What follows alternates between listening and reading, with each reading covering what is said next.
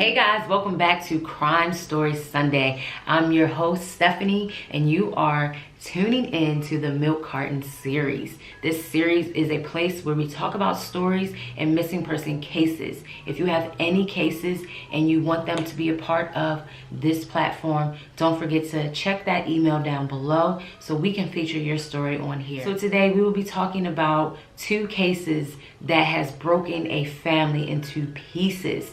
20 years ago, 14-year-old Kimberly Krimm went missing and she was ultimately found deceased 6 days later.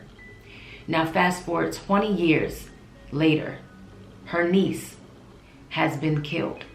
20 years later, not to the exact day, but 20 years later, another family member is killed and the case has gone unsolved.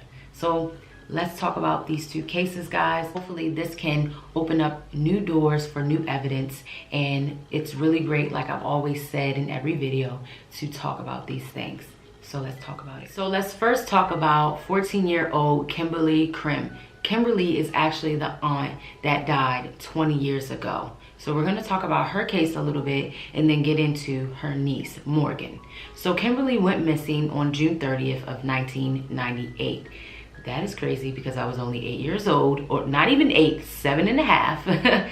And her case has yet to be solved. She left her home to go visit a friend and to go to a hair store on that fateful day of June 30th of 1998. This happened in Pittsburgh, Pennsylvania. And ironically, I'm from PA. Oh my God. But this isn't about me. It just makes you say, because when you read these things and you're going over these cases, it's like it could be you. And I try in every video and every story to put myself in their position to give you guys a heartfelt video, because it could be one of us. 6 days later, after her disappearance, her body was found near a cemetery. This was just a few blocks from her home, you guys, in Pittsburgh, Pennsylvania. Her family describes her as very feisty, loving, and she was really excited to start 9th grade that following year. But sadly, she didn't even get to make it. It's so sad, like 14 years of age. I wanted to read this real quick because I like to, you know me guys, I like to make sure. So the Pittsburgh Tribune Review reported that investigators never classified the death as a homicide because her body was in an advanced state of decay, leaving unanswered questions in her wake.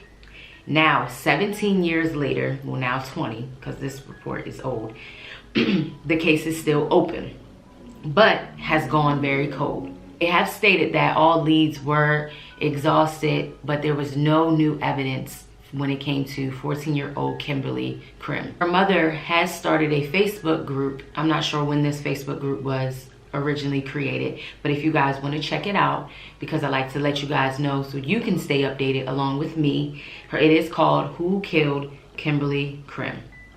This is to raise awareness, get her name out there. Like I always say in every video, keeping the name alive is what matters the most. And it's truly sad that 20 years later, her niece ended up being killed. And what's crazy about Kimberly's death is no one noticed her for 6 days, and that's when her body was found. Thank goodness her body was found. But what's crazy is about Kimberly is her mother has stated that when they found her body was face down, her pants were around her ankles, and she doesn't understand why the death is listed as undetermined when she feels like in plain sight, you know, like sexual assault. Also, one of Kimberly's shoes was found in the path of the cemetery, and one was of course with her. So was she running from something or someone and then they end up catching up to her? But a lot of it had to do with her body decaying really fast, was because it was hot summer day. They found her body in July of that year. They found her body in July and it's hot. And back in that day, from what I read in the article, it was extremely hot. It was about 83 degrees. So a lot of factors came into play when it came to her body in the position of where it was and how the manner of it was, pretty much. So I want to read from you guys what her mother thinks happened to Kimberly. She said, "I think maybe she took a shortcut that was very convenient and ran into something she wasn't supposed to see. People drinking, getting high, etc.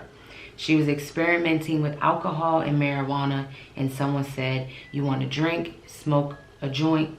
"Yeah, sure." And they started getting a little frisky, and Kimmy, which is what she calls her, didn't want to have anything to do with it. She was a feisty little thing and probably fought tooth and nail.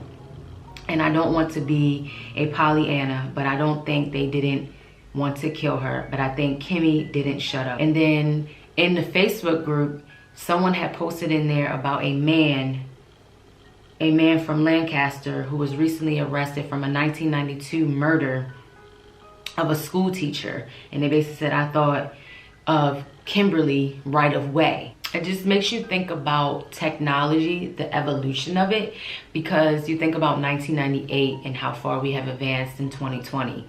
And, you know, if they had some things that maybe they could test, maybe there's some evidence, you know, on clothing articles, you know, any DNA samples that they may have collected. I know her body was in a bad decay state, but maybe something.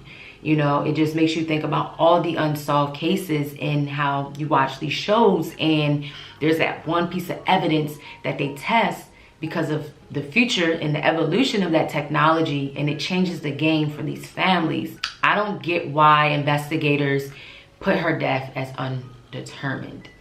I get it was a bad decay, but there's no reason to die. Like, you know what I'm saying? Like, were there any like bullets, or, you know, can you tell if she was strangled?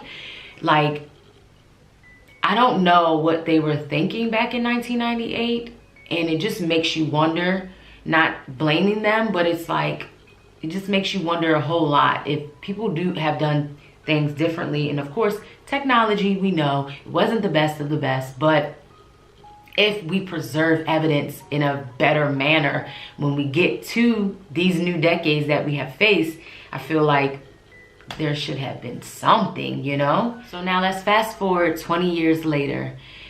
Can you imagine 20 years later, the way you felt when, you know, your daughter was brutally killed? You know, you have no new evidence that comes about as to what has happened to her. And now your niece is faithfully killed in another manner of death, of homicide.